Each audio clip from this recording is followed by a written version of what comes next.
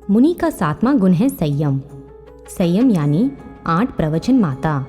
पहला, प्रभुवीर चलते वक्त जमीन पर इतने ध्यान से देखते कि गांव के बच्चे ऐसा समझ बैठे, इनकी आंखों में पलक क्यों नहीं, एकदम स्थिर क्यों है, क्या यह कोई भूत है? और घबराकर बच्चे ने प्रभु की आंखों में धूल डाल दी थी। यह थी प्रभु की इरिया समिति। दूसरा, सुनार ने मेतराज मुनि को पूछा, मेरे सोने के जब के दाने यहाँ से कौन ले गया? आप ही यहाँ खड़े थे, बोलिए। मुनि को पता था कि पंखी वो दानों को धान्य समझकर खा गई है, लेकिन उन्होंने सोचा कि मैं सच कहूँगा तो सुनार अपने सोने के दानों के लिए किसी भी तरह वह पंखी को पकड़कर उसका पेट काटकर भी दाने वापस लेगा। इसीलिए मुनि मौन रहे। चोरी का आरोप उनके ऊपर आया, उनको मरना पड़ा। फिर भी उन्होंने दूसरों को तकलीफ हो ऐसा एक अक्षर भी नहीं कहा। यह है मेतराज मुनि की भाषा समिति। तीसरा, मास श्रमण के पारने मासिक श्रमण करने वाले एक तपस्वी मुनि का नियम था कि जो गांव में ठहरे है वहां से पारने की गोचरी नहीं लाना, लेकिन आजू बाजू में कोई भी गांव में से लाना। यहाँ के गांव वाले को मेरे तप का पता होता है तो वो मेरा पारने के लिए कुछ न कुछ बना देंगे, उसमें मुझे गोचरी का दोष लगेगा। आजू बाजू के गांव वालों को तो पता नहीं होता, इसीलिए वहाँ निर्दोष गोचरी मिलेगी। और वह मुनि 30 उपवास के बाद दोपहर दूसरे गांव 4-5 किलोमीटर जाकर गोचरी लेकर एक दिन पारना करते, वापस 30 उपवास करते। यह है मुनि की एषणा समिति। चौथा, स्थंडिल मातृ, कफ, शरीर का मैल, कान का मैल, नाक का मैल, आंखों का मैल, ऐसी कोई भी चीज मुनिराज ऐसी वैसी जगह पर नहीं डालते, लेकिन जहाँ कोई जीवों की हिंसा न हो ऐसी जगह पर परटते हैं। इसी कारण मुनि लेट्रिन का उपयोग नहीं करते। समर्थ मुनि तो वाड़ा का भी उपयोग नहीं करते, दूर दूर तक बाहर जाते हैं। पूज्य आचार्य नयचंद्र सागर सूरी जी आज भी इस आचार का सुंदर पालन करते हैं। यह है मुनि की परिष्ठा पानिका समिति। पांचवा, पूज्य लब्धि सूरी जी महाराज साहब दोपहर को आराम करके उठे। उनको चश्मा पहनना था तो पहले मुपत्ति से बॉक्स को पूजा, बॉक्स के साधे के भाग को पूजकर खोला, फिर चश्मे को मुपत्ति से पूजकर चश्मा हाथ में लिया, फिर उसके दोनों दांडियों को साधे के भाग से पूजकर और दांडियों को खोला, फिर अपने दोनों कानों के भाग को पूजकर चश्मा पहना। कोई भी वस्तु लेते या रखते वक्त पहले नजर से देखना, फिर मुपत्ति या रजोहरण से पूजना। यह है मुनि की आदान निषेप समिति। छठा, मन में तनिक भी क्रोध, ईर्ष्या, विकार, आसक्ति आदि खराब भाव नहीं आने देना। यह है मुनि की मनोगुप्ति। सातवां, हो सके तब तक मौन ही रहना, जरूरत पड़े तब जितना जरूरत उतना ही बोलना, ज्यादा नहीं, फिजूल की बातें बिल्कुल नहीं। यह है वचन गुप्ती। आठवां, हो सके तब तक एक ही आसन पर स्थिर बैठे रहना, कारण बिना कहीं भी आना जाना नहीं, पैर भी नहीं हिलाना। यह है काय गुप्ती।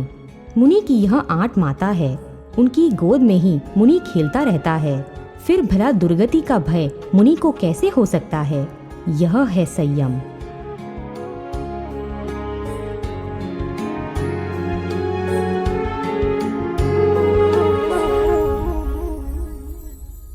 माताना खोळे पुढ्या बाळक निर्भय बनी जाता।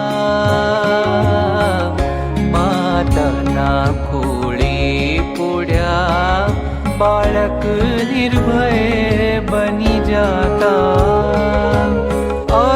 अष्टमातनी गोदे रमता, अष्टमातनी गोदे रमता, दुर्गति थी न घबराता। धन्य ते मुनि वराळे, जे जिन आणा पाळे। धन्य ते मुनि वरा।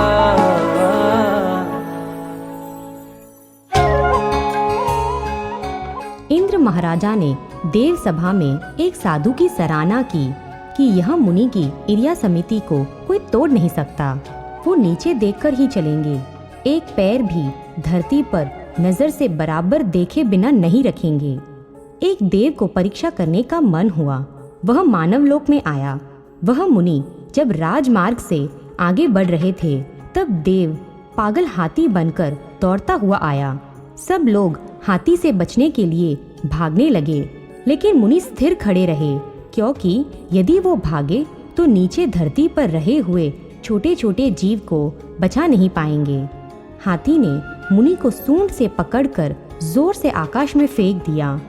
मुनि नीचे गिर रहे थे, तब भी उनके मन में एक ही ख्याल आया था कि अरे रे रे, मैं जिस जमीन पर गिरूंगा वहाँ कोई जीव होगा तो मर जाएगा। और वह मुनि नीचे गिरते गिरते भी जमीन को गौर से देखने लगे। अपने रजोहरण को भी बराबर हाथ में पकड़ लिया था। यदि चींटी वगैरह जीव दिखे तो रजोहरण से उसे हटा दूं। वो देव मुनि के भावों को अपने ज्ञान बल से देख रहा था। वो आश्चर्यचकित हो गया। अपनी मौत नजर के सामने है, तब भी अपना खुद का तो यह मुनि को तनिक भी विचार ही नहीं है। यह कैसा उत्कृष्ट जीव दया का भाव! देव ने उनको जमीन पर गिरने नहीं दिया। प्रकट होकर उनकी समिति की सराहना करके चला गया। व्यापारी में और मुनि में कुछ समानता है। यदि रत्न खो गए हो तो व्यापारी गौर से देखकर ढूंढेगा। मुनि के लिए तो एक एक जीव करोड़ों की कीमत के रत्नों से भी महान है। उसको बचाने के लिए मुनि उत्कृष्ट समिति पाले। वो देव के लिए भले आश्चर्य हो, मुनि का तो वही स्वभाव है।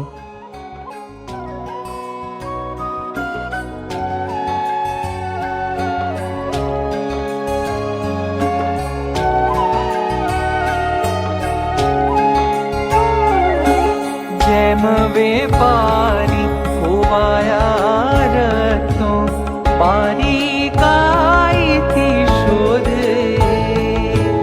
पारी काई थी शोधे। मारग मातेम मुनि जीवोने,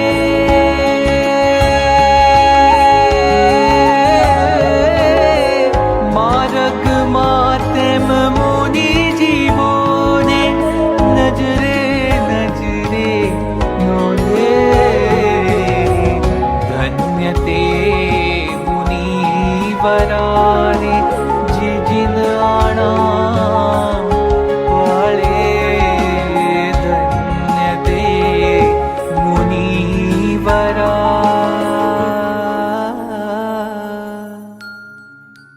सस्पेंस मूवी देखने वाले संसारी लोग और प्रतिक्रमण, प्रतिलेखन, गोचरी आदि संयम क्रिया करने वाले मुनि, दोनों में कुछ समानता है। वो संसारी लोग सस्पेंस मूवी में इतने लीन हो जाते हैं कि उनको समय का, आजू बाजू का, भूख प्यास का भान ही नहीं होता। मुनि भी संयम क्रियाओं में इतने लीन बन जाते हैं कि समय को, भूख प्यास को भूल जाते हैं। मौन शिविर में आराधक लोग समवसरण मंदिर में भक्ति करने गए।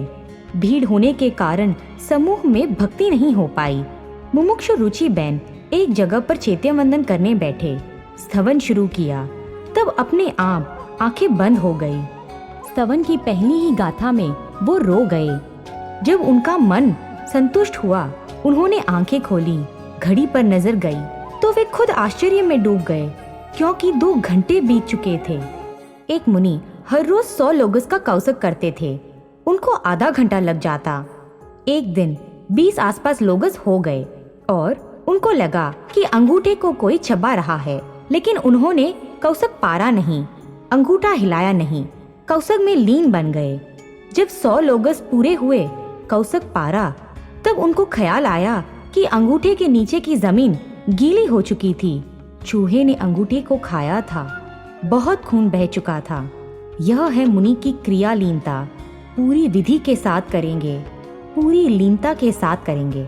देवों के नाटक की लीनता भी उसके सामने कम है।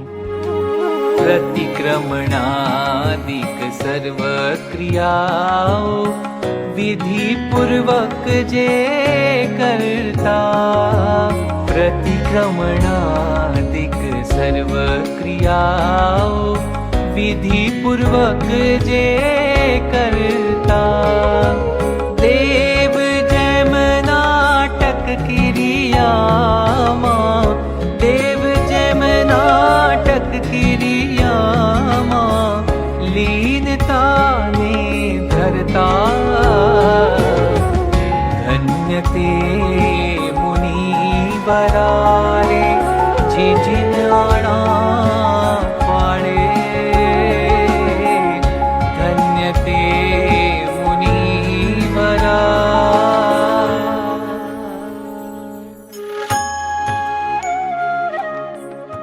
नवसारी आदिनाथ संघ में दोपहर की गोचरी वापरने के बाद पूज्य गुरुदेव श्री चंद्रशेखर विजय जी महाराज साहब ने बालकनी में से सामने की फुटपाथ पर देखा। छोटे बच्चे से लेकर 50 एक मजदूर लोग फुटपाथ पर बैठे थे। वो भिखारी नहीं थे, काम करके गुजारा करते थे, लेकिन उनके बच्चे के पेट के खड्डे देखकर पूज्य गुरुदेव श्री रो पड़े। उसी समय सुनील भाई सीए वंदन करने आए थे। वो सब कुछ समझ गए। वो तुरंत भागे। 50 लोगों के लिए अच्छा नाश्ता, अच्छी मिठाई लेकर आ गए। उपाश्रय के नीचे के हॉल में सब मजदूरों को खाने के लिए बिठा दिया। फिर पूज्य गुरुदेव श्री को नीचे बुलाया। उनको तो कुछ पता भी नहीं था। वो तो अपनी रूम में उदास बैठे थे। जैसे ही उन्होंने सबको खाते हुए देखा, वो बच्चों की खुशी देखी, वो खुशी के मारे रो पड़े। अहमदाबाद में ठंडी की ऋतु में एक श्रावक के घर पर सुबह घर मंदिर के दर्शन करने पूज्य गुरुदेव श्री पहुँचे। वहाँ के फ्लैट के सामने की फुटपाथ पर सब मजदूर लोग ठंडी में कांपते हुए सोए थे। वहाँ भी पूज्य गुरुदेव श्री प्रभु के सामने रो पड़े। प्रभु, तेरी करुणा कितनी, फिर भी दुनिया में दुख कितना। तेरे श्रावकों के मन में करुणा भाव प्रकट करना। वो श्रावक पूज्य गुरुदेव श्री के आंसू से सब कुछ समझ चुके थे। उसने पूज्य गुरुदेव को कहा कि आज रात यह हर एक मजदूर नया ब्लैंकेट ओढ़कर ही सोएंगे। वो मेरा आपको वचन है। पूज्य गुरुदेव श्री की आंखों में से आंसू बहने लगे।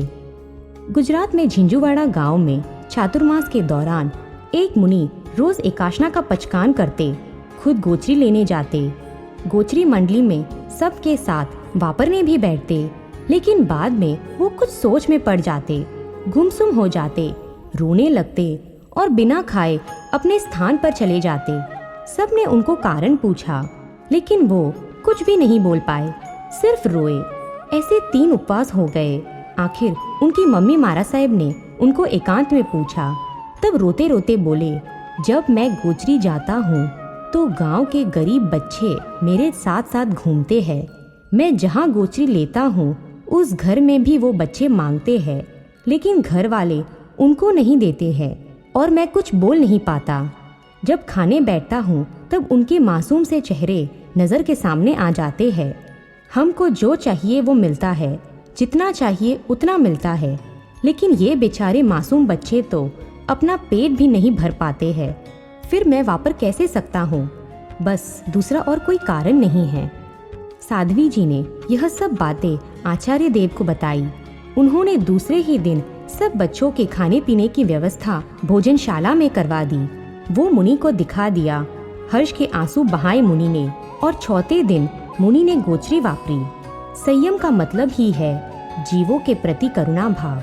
यदि मुनि एकेंद्रिय जीवों के प्रति भी बेहद करुणा रखते हैं, तो यह पंचेंद्रिय जीवों के प्रति उनकी करुणा कितनी होगी। उनके दुखों को देखकर मुनि की आंखें बादल बनकर बारिश न बरसे तो ही आश्चर्य।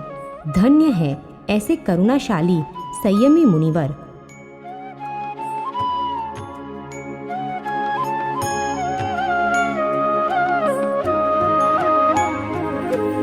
अगणित जीवो आदरती पर भूख्या तरस्या सुता, भूख्या तरस्या सुता। एम विचारी करुणा नावी,